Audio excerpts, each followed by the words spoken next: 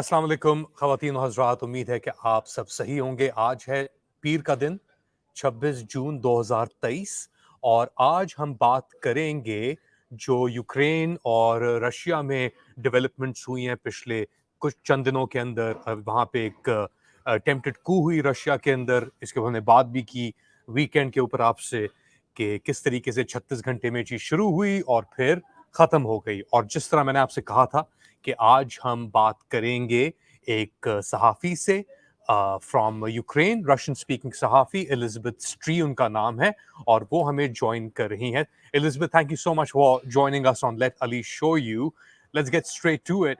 What happened over the weekend in Russia, in Rostov, with this whole Prigozhin coup attempt drama? What was it really? Can you tell us? Saturday morning, Yevgeny Prighozin, is the founder of Wagner Group, announced that he had taken control of military facilities in Rostov-on-Don and decided to reach Moscow. He accused the military leadership of the Russian Federation, including Defense Minister Shoigu and the head of the General Staff Gerasimov, of genocide of the Russian people and the failure of Russia's military campaign in Ukraine. And he announced a march of justice. During the mutiny, Wagner fighters shot down at least 2 combat helicopters and 1 aircraft of the Ministry of Defense. Other Telegram channels, for example, Rybar, that is close to Ministry of Defense of Russia, it claims that more than 20 pilots who were on board the downed planes and helicopters, they were killed. According to the other channel, it's about 7 helicopters and planes. So the propaganda media Redovka writes about 15 dead, including 8 people on the board. Closer to the night of June 24, Wagner and the Russian authorities, there was a mediation of Belarusian President Alexander Lukashenko, reached agreements, and the march of mercenaries towards Moscow was suddenly stopped. And it really surprised me a lot the second time. And the Kremlin said that President Vladimir Putin gave his word that Prigozhin will be allowed to quit the country for Belarus, and he will not be prosecuted for attempting an armed insurrection. But many analysts say it's unclear if Prigozhin will be left in peace in Belarus or elsewhere. And today, a source in General Prosecutor's Office told Russian reporter that the criminal case against Prigozhin hadn't been dropped yet. So let's see what will happen next. So he still might be prosecuted even if he is in Belarus. We don't know. So it was just word by Putin that he will not do that, but nobody knows for now. Tell us about how something like this happens. You've got Vladimir Putin, who's this very, at least visibly, very powerful, strong president. You've got the defense ministry with people like Shoigu as a defense minister and other people. And then you've got Wagner, that is this non-military or non-official group that works at the behest of Russia, but in a private capacity. How does this happen? It's interesting about consequences for Russia's top commanders, how they allowed to enter to all these things happening. But I thought my thoughts were that probably Shoigu will be fired or Gerasimov will be fired. But it's not happening. And, the modalities of the deal between the Kremlin and Prigozhin, who wanted Defense Minister Sergei Shoigu and Gerasimov dismissed, remain really unclear now. In an apparent sign that Shoigu will keep his post for now, state television on Monday broadcast footage of the defense minister inspecting Russian troops. So it was today in his first public appearance since the aborted mutiny.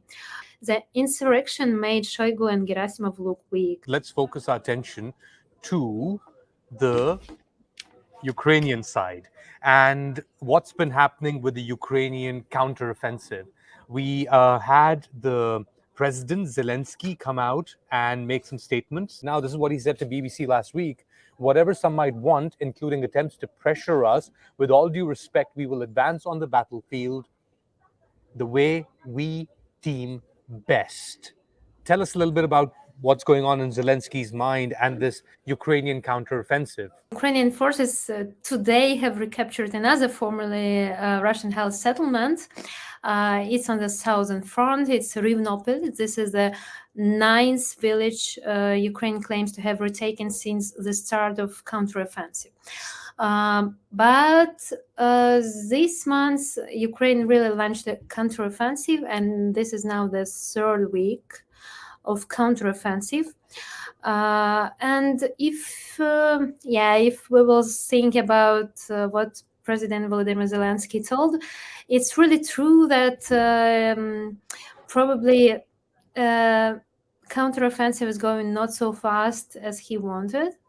But I can't predict how the counteroffensive will go further because it's unclear what is happening as of now. But really, if we compare the counteroffensive in Kharkiv last autumn and now, the success is more modest now, and because then the Russian front crumbled literally in the first days of counteroffensive, and for now we see the counteroffensive actions. It's already third week, and we have only 9 villages retaken, and we can see only some tactical successes north of Tokmak, in the western part of the Donetsk region, near the borders of the Zaporizhia region, and in the area of the city of Vasilivka, Zaporizhia region. And this is such tactical achievements, but this is happening really slowly, probably because the Russian Federation built a large numbers of fortifications and trenches in a few months, starting last fall. They were preparing for the offensive in the south, and as I know from experts, the Ukrainian army is now attacking the prepared defense areas and not having the advantage in the air. The counterattack is going quite slowly, so the Ukrainian army is literally crunching now the defense line, looking for weak spots and trying to retake it. And also destroys logistic chains. Last week, the Pentagon came out and said that there was an accounting error by which they had an additional $6.2 billion left over, because basically they were allocated, let's say, $40 billion. They ended up spending only 33 point something billion dollars since the war started. So they had a leftover because they gave equipment from their own inventory to the Ukrainians without basically spending the money that was allocated by Congress. Do we even know how much money has come into Ukraine since the war started? And if we don't, how has this affected corruption in the country, which was already quite corrupt before the war started, allegedly? Now I see this as a big problem in Ukraine, because now, due to the war, everything is closed. You can't see database. You can't see where the money and how are they spending them. So, yeah, everything is secret now. Ukraine's allies had pledged 156 billion euros to Ukraine, according to the German-based Kiel Institute for the World Economy. The United States is by far the biggest donor with 71.3 billion euros, followed by European Union institutions. It's 35.5 billion. The United Kingdom, 9.7 billion. Germany, 7.3 billion, and Japan is 6.2 billion. Do you remember Victoria Spartz? It's violent controversy broke out in Ukraine's social networks. She is a member of U.S. Congress.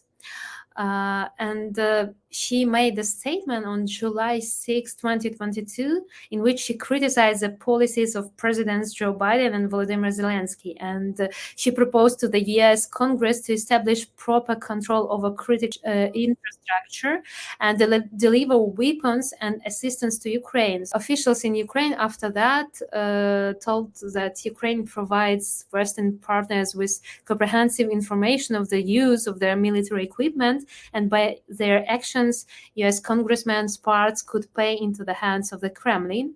So it's all what we know, but society can't check this at all because it's the war now in the country. We saw some news, some reports, some social media videos of Ukrainian soldiers using Pakistani artillery shells. What is Pakistan's involvement, if any, in the war in Ukraine? Pakistani ammunition was apparently used in the Russian-Ukrainian war. There are even videos where we can see that, but it's impossible to confirm or deny this information because it's nobody said this officially. I think that Pakistan has a neutral, friendly position towards Ukraine. It can't be compared in any way with the openly hostile positions of Iran, which sends combat kamikaze drones to Russia. So Pakistan really has a neutral, friendly position. It's impossible to estimate the amount of Pakistani aid to Ukraine as there are no official statements. But we know that regarding Pakistan's cooperation with Ukraine, at one time there was a large tank contract.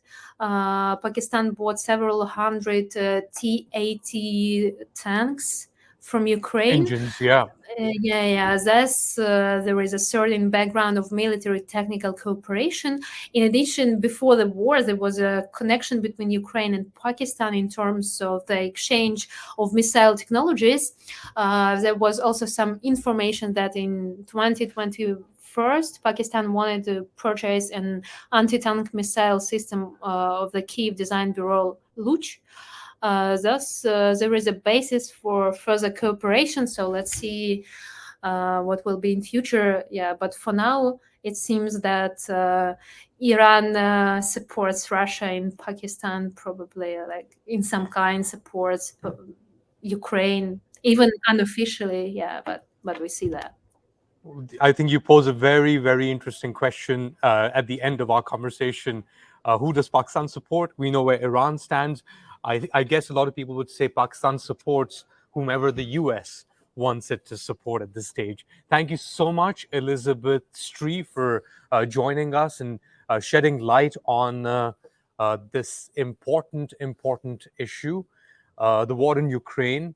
जिस तरह Elizabeth जिक्र कर रही थी, Ukraine को तकरीबन 100 अरब euro से ज़्यादा एड मिल चुकी है, प्लेज हो चुकी है, और पाकिस्तान यहाँ पे स्ट्रगल कर रहा है चंद बिलियन डॉलर लेने के लिए IMF से. So it goes to show कि दुनिया की प्रायोरिटीज इस वक्त किधर हैं, पाकिस्तान उन प्रायोरिटीज से कहाँ खड़ा होता है. मोर इम्पोर्टेंटली यूक्रेन और रशिया इस पूरी प्रोसेस के अंदर किधर हैं. और एलिजाबेथ की बातों से जिस तरह लग रहा था, ये लग नहीं रहा कि ये जंग किसी वक्त जल्दी ख़त्म हो जाएगी. इसी के साथ हम अपना ये प्रोग्राम ख़त्म करते हैं. अपने कमेंट्स और सजेशंस प्लीज़ भेजते रहें यूट्यूब के ऊपर, ट्विटर के ऊपर. आप जानते हैं ट्विटर के ऊपर लिखा हुआ है बेसिकली, यहाँ पे यूट्यूब के ऊपर तो यहाँ पे लिखा हुआ है सामने आपके लेट अली शो यू, और ट्विटर के ऊपर मैं हूँ @Ali_Mustafa पे. एलिजाबेथ स्ट्री का बहुत बहुत शुक्रिया, आपका बहुत बहुत शुक्रिया कि आपने प्रोग्राम देखा. अपना ख्याल रखिएगा.